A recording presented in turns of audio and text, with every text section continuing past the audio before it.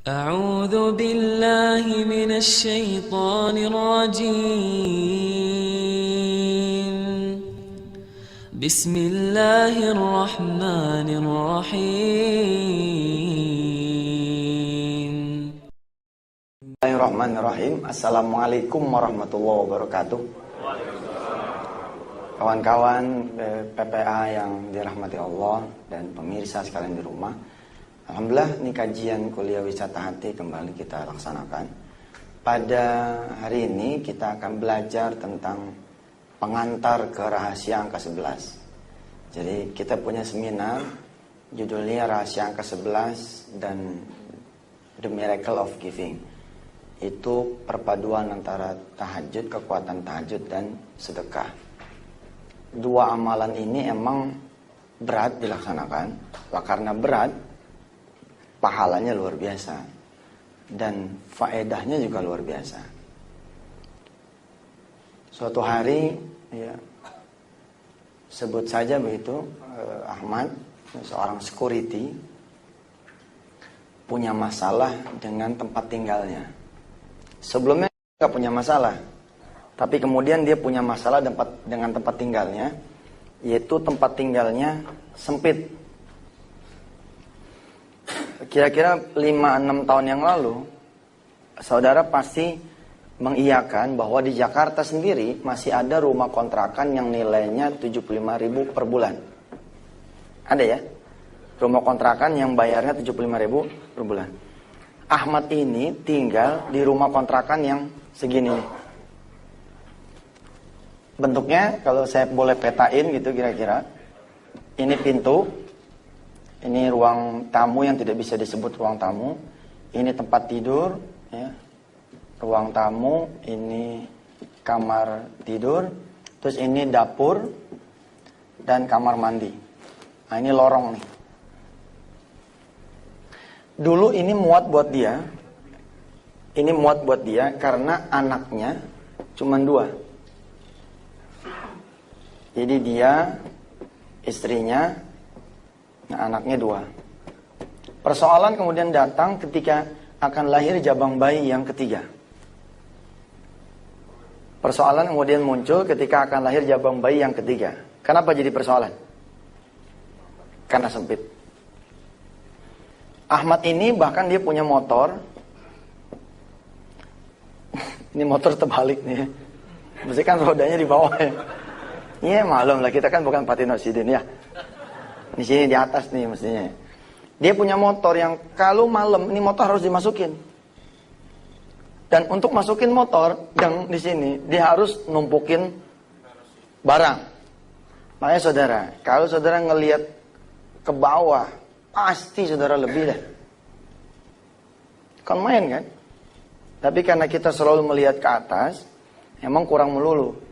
Wala tamuddanna 'ainaika ila ma matta'na bihi azwajam minhum ghayra zahratal hayatid dunya linaftinahum fi. Kata Allah, jangan keseringan ngelihat bintang di langit. Kenapa? Pegel leher. Sekali-sekali ngelihat rumput, subhanallah ya. Kita punya sepatu, punya celana, ada kaki sih. Baik, kemudian istrinya ini berdoa pada suatu malam. Yang didengar doanya ini oleh suaminya. Doa ini didengar oleh suaminya dan kemudian dia sama-sama bangun untuk sama-sama sholat tahajud, bermunajat kepada Allah supaya hajatnya ini pindah rumah dari yang 75 sampai ke yang 150. Tapi Allah yarhamuhuma, Allah merahmati keduanya. Ternyata di Riyadh dia 7 hari. Saudara barangkali pernah mengingat ada iklan di majalah ibu kota saat itu. Saya membesut satu seminar yang diprotes oleh semua orang, oleh banyak orang. Seminar itu judulnya How to Make Money in 7 Days. Bagaimana mendatangkan uang dalam 7 hari. Saya diprotes oleh banyak orang karena dianggapnya terlalu berani. Padahal kisah ini menjadi salah satu bukti, hanya dalam 7 hari, bahkan Ahmad sang security bukan hanya bisa pindah ke rumah yang 150. Tapi dia memiliki rumah dengan 7 pavilion, 3 pavilion, dan 1 kolam renang. Di hari ke-7-nya. Sekali lagi, Kalau kita bertanya pada otak, nggak mungkin. Nggak mungkin. Kalau kita bertanya mau kuasa Tuhan, kita bertanya mau kuasa Allah, udah Masya Allah judulnya. Baik, pemirsa yang dirahmati Allah, pernahkah kita menganggap Allah betul-betul menjadi sandaran kita? Pernahkah kita betul-betul dengan sangat menjadikan Allah tempat munajat kita? Tempat memintanya kita? Barangkali karena kita yakinnya bakal dapat duit, kita nggak perlu minta sama Allah. Betul nggak? Karena perkaliannya kita enteng lah kalau cuma DP-in rumah itu mah ya. Kalau cuma buat DP-in apartemen itu mah. Lalu kita nggak minta sama Allah. Segitu yakinnya kita bisa selamat nyampe ke kantor, kita pun bahkan kadang lupa doa safar. Kita anggap doa safar kalau umroh aja. Ya kan, kalau doa safar itu biasanya kita baca kapan? Kalau kita di pesawat, mau umroh mau haji. Baru udah kita baca tuh. Bismillahi majreha. Terus inna rabbi laghafurur rahim. Allahumma dan seterusnya. Padahal harusnya kan everyday. Karena kita nggak tahu yang punya jalan itu adalah Allah. Lihat, si ibu ini, suami istri ini luar biasa. Dia kepengen sesuatu yang tidak terjangkau oleh dia punya kemampuan. Dia memilih berdoa pada Allah. Di dalam Ihya Ulumuddin, saya dan kita semua diingatkan, ya, Imam Ghazali mengutip satu ayat di dalam surah Al-Baqarah 186. A'udzubillahi minasyaitonir rajim. Wa idza sa'alaka 'ibadi anni fa inni qarib. Lihat. Wa idza sa'alaka ibadi anni fa inni qarib. Kalau hambaku bertanya padaku, maka jawablah, aku ini begitu dekat. Tapi kita suka merasa jauh sama Allah. Ujibu da'watad da'i, gitu ya. Idza da'an falyastajibuli wal yu'minu bi. Aku akan menjawab doanya siapa aja yang mau berdoa. Ketika dia berdoa, maka mintalah padaku dan percayalah padaku. Allah sampai nyuruh kita minta dan nyuruh kita percaya. Subhanallah kan. Seolah-olah kayak, ayo dong minta, ayo dong percaya bahwa aku bisa mengabulkan doamu. Seperti begitu. Kitanya aja yang kurang akhlak sama Allah kan. Kita datang sih ke Allah, kapan? Oh, dia mentok. Udah kepepet, ya kan, kepala udah 4. Kepala udah 4 ada kan? Ada ya kan, usia udah 40, berumah tangga udah 15 tahun, dari 25. Kita gelisah, kita nggak punya anak. Lalu kita siang malam kita babet buat bangun malam, pengen punya anak. Telat nggak sih? Nggak ada yang telat kalau ke Allah mah. Cuma kan sayang gitu, waktunya kemana aja selama ini. Harusnya kan dari dulu kita terus ke Allah gitu. Si istri ini, dia mau ke Allah, dia bermunajat kepada Allah, ya Allah, berikan saya punya suami rizki, supaya saya bisa pindah ke rumah kontrakan yang lebih gede gitu. Dan dia tidak muluk-muluk, dia tidak minta pengen punya rumah sendiri, kan? Dia hanya minta pindah ke rumah kontrakan yang lebih besar, yang kira-kira 150-200 ribu harganya. Dan suaminya nurut, subhanallah. Ada suami yang ahli tahajud, istri tidak. Ada yang istri ahli tahajud, suami tidak. Ada ibu-ibu datang ke saya, Ustaz, subhanallah, saya lagi diuji sama Tuhan. Saya perasaan sudah tahajud terus itu, tapi kok nggak nyampe-nyampe ya? Iya, karena dia tahajudnya sebelah. Ibarat sendal gitu. dia tahajudnya sebelah, cuman kiri doangan. Ya, mestinya kan berdua kayak si Ahmad dan istrinya. Berdua. Kalau berdua kan jalannya cepet ya. Cepet nggak kalau berdua? Tapi kalau sendiri gimana? Jingjit loh. Ini tuh. Nyampe nggak? Berat pak. Sedekah kalau kanan kiri, maksudnya suami sedekah, istri sedekah, ditambah lagi dengan anak sedekah, mantap. Si suami bangun ngaminin. Karena doanya udah sama istri, si suami tinggal bilang begini sama Allah. Ya Allah, doanya istri saya aminin aja deh, amin. Amin. Itu pagi-pagi dia ngadep ke dia punya kantor, kan kalau security ada atasannya gitu ya. Dia ngadu ke dia punya kantor, minta izin. Selama 7 malam berturut-turut, dia pengen tidak shift. Dia pengen kerjanya hanya dari pagi sampai sore saja. Ditanya sama atasannya, kenapa emang? Ada order? Agak, supaya saya bisa pulang cepat, terus nanti malam bisa bangun. Tumben lu.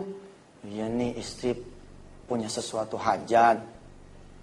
Kan kata orang-orang kalau hajat pengen cepat kekabul, sholat tahajud.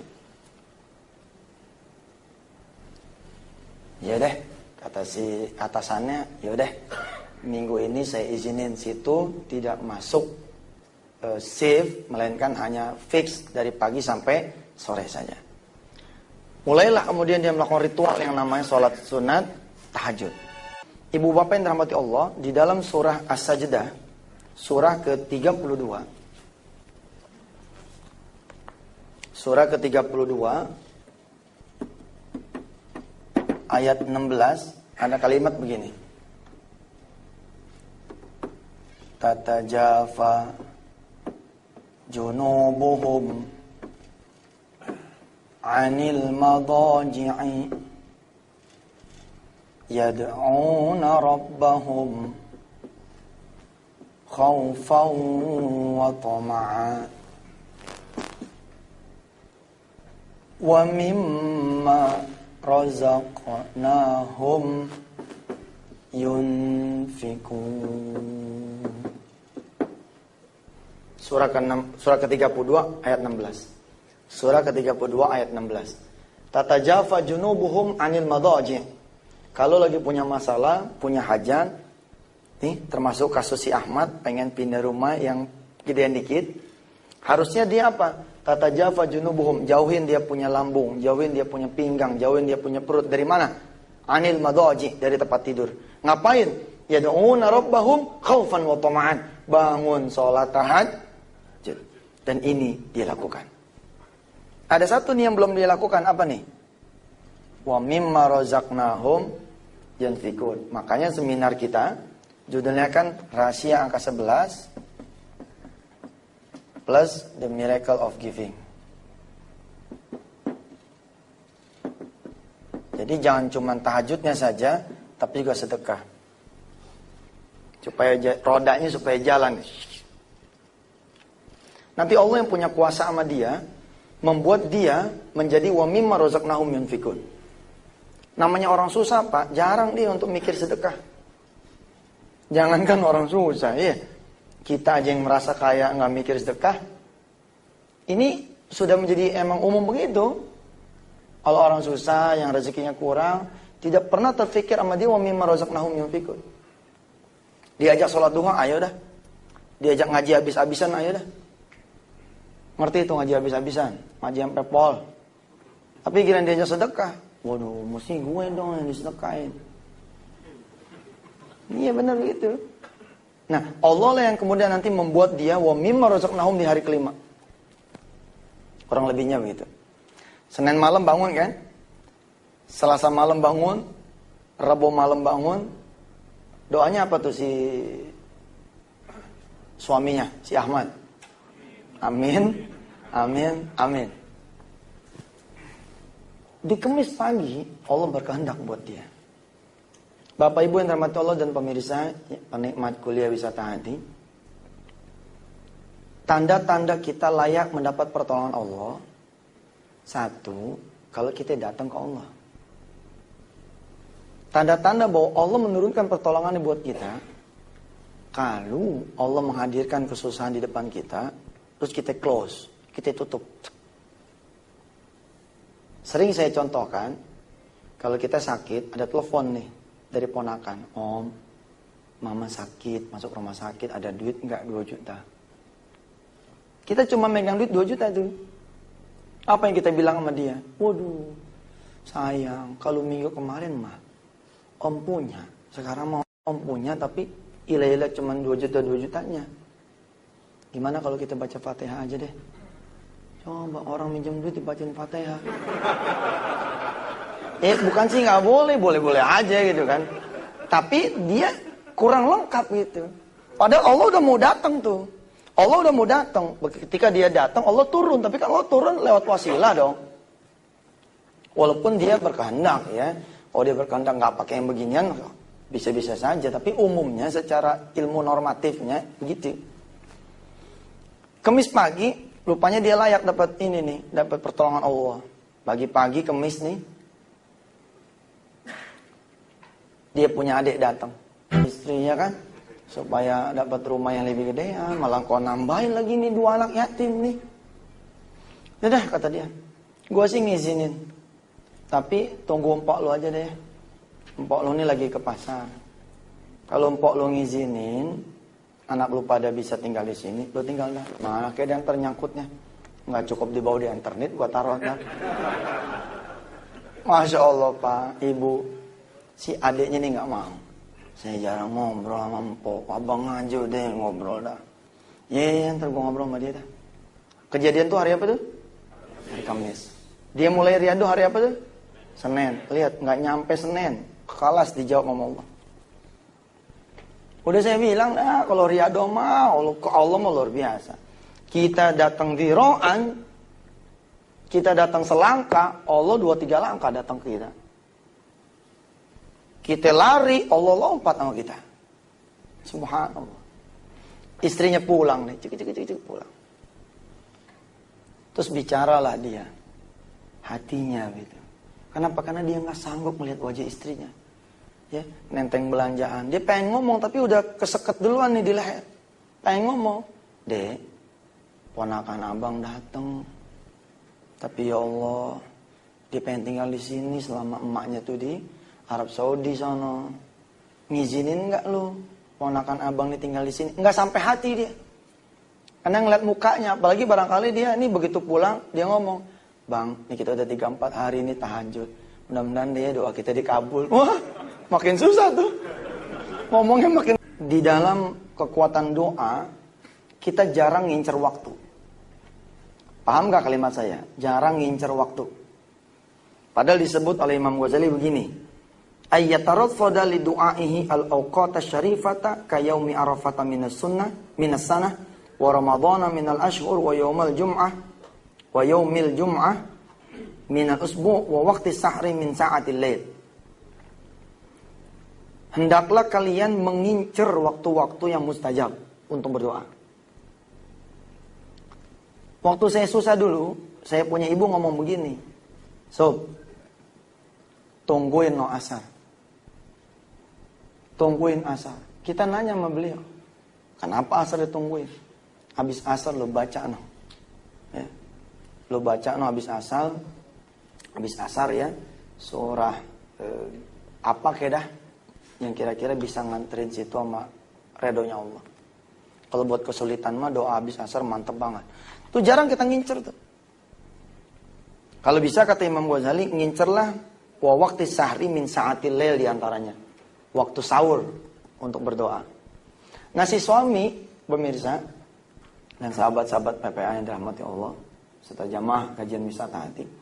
Si suami memilih, ntar aja deh ngomongnya pas bangun. Terus kita bilang sama Allah, ya Allah kita jagain nih titipanmu. Tolong jagain motor saya ya. Kalau sampai hilang motor kita, kita ngadu aja sama Allah. Kalau kita jagain titipannya sih, masa titipan kita hilang gitu kan. Akhirnya Masya Allah ibu yang dirahmati Allah, terjadi ini sesuatu yang tidak pernah terfikirkan oleh kita barangkali. Anda ingat saya bercerita tadi ada lorong di sini. Di sini ada lemari ini. Lemari ini dibongkar sama dia. Dibongkar lalu dibikinin rak-rak sehingga lorong ini kosong. Paham?